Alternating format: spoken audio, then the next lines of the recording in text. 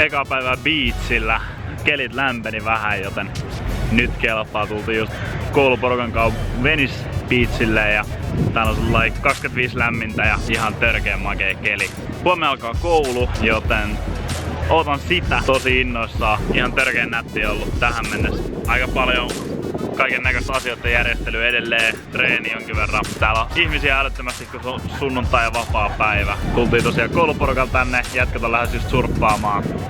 Lähden kattoo niitä ja sit on tulossa Suomesta vieraita, Samuli ja Antti tulossa tänne vähän roadtrippiä tekemään, joten lähden iltapäivällä hakemaan jätkät mukaan tonne ja You're taking a video? Yeah, it's a video. So we got some longboards. Yeah. Am I famous now? Yeah, now you're famous.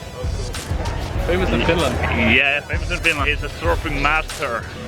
Täytyy sanoa, että nyt tuntuu siltä, että on tullut tosi nättiä paikkaa. Täällä on lämmin ja aurinko paistaa. Mitä muuta ihminen tarvii? Tähän on varmaan pakko tottua.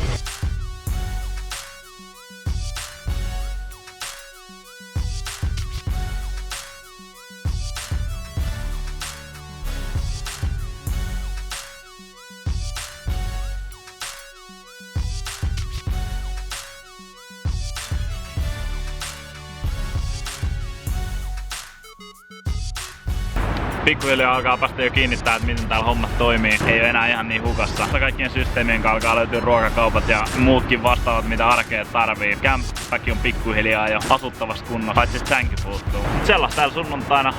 Aika jees. Tulkaa käymään. Morjestaa. Meikäläinen pystyy majoittaa täällä tarvittaessa. Lentoisaa halvalla. Jos rupee Suomen pakkaset painamaan, niin ei muuta kuin tänne päin.